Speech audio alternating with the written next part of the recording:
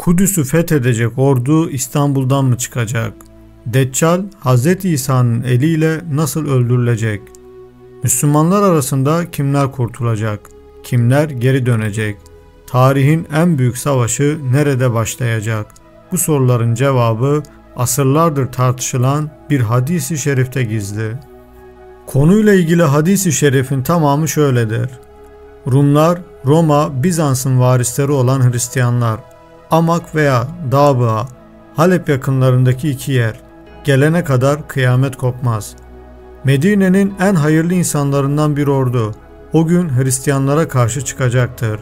Müslüman ordusu, Hristiyanlara karşı harp nizamında saf saf olduğunda, Hristiyanlar Müslümanlara mallarımızı harap edenlerle savaşmak için bize yol açın diyecekler. Ancak Müslümanlar izin vermeyeceğinden savaş olacaktır. Müslümanlar bu savaşta 3 gruba ayrılır. 3'te biri savaştan kaçar ve mürted olur ve Allah onların tövbelerini ebediyen kabul etmez. 3'te biri şehit olur ki bunlar Allah katında şehitlerin en faziletlisidir. Diğer 3'te biri de fethe devam ederler. Neticede Konstantiniye'yi alırlar. Fetihten sonra kılıçlarını zeytin ağaçlarına asmış bir halde ganimeti aralarında taksim ederken şeytan aniden nara atarak Deccal ehlinizi elde etmiş ve sizin yerinize geçmiştir der. Şeytanın bu haberi yalan olduğu halde Müslüman askerler yola çıkarlar ve Şam'a gelirler. Bu sırada Deccal çıkar. Savaşmak üzere hazırlık yapıldığı bir sırada Meryem oğlu Hz. İsa aleyhisselam gökten Allah'ın izniyle nüzul eder.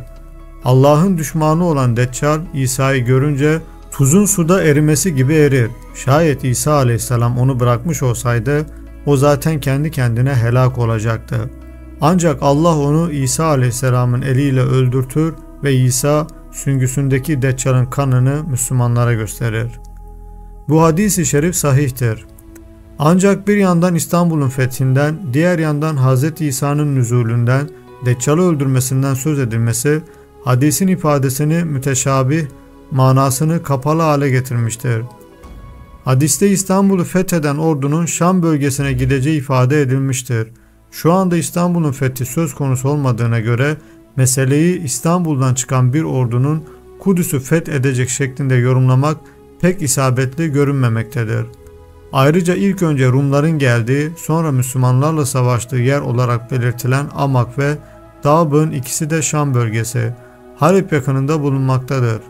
Bununla beraber Kudüs, Beytülmakdis ismi en meşhur olmasına rağmen hadis-i şerifte açıkça ifade edilmemiş olması, ordunun ilk önce Medine'den geldiği ifade edilmesi, sonra 3'te birinin savaşı terk edip hezimete uğraması, 3'te birinin şehit olması ve 3'te birinin savaşı kazanıp İstanbul'u da fethetmesinin bildirilmiş olması, meseleyi bugünkü durumla irtibatlandırmayı daha da güçlendirmiştir. Özetle hadisin açık ifadesinden sorudaki sonuca vardıracak bir yoruma yer vermek ilmi olmaktan çok uzaktır. İşari manaların istihracı ise ancak metnin zahiri ifadeleriyle uyum sağladığı ve vakıaya mutabık olma ihtimalinin kuvvet bulduğu takdirde bir değer ifade eder. Bu sebeple bu ve benzeri hadislerden yola çıkarak internette yapılan yorumları ilmen desteklemek mümkün değildir. Görünen o ki bu hadis-i şerif hem derin hem de sembollerle örülmüş bir anlatım barındırıyor. İstanbul, Şam, Kudüs, Deccal ve Hz. İsa gibi kavramlar yalnızca tarihi değil, aynı zamanda işari ve metafizik anlamlarda taşıyor. Ancak bu ifadeleri güncel olaylara doğrudan bağlamak ilmi dayanaklardan uzak, yorumdan öteye geçemiyor. Gerçek anlam sadece görünenin değil, satır aralarındaki hikmetin okunabildiği yerde açığa çıkıyor. Selam ve dua ile hepiniz Allah'a emanet olun.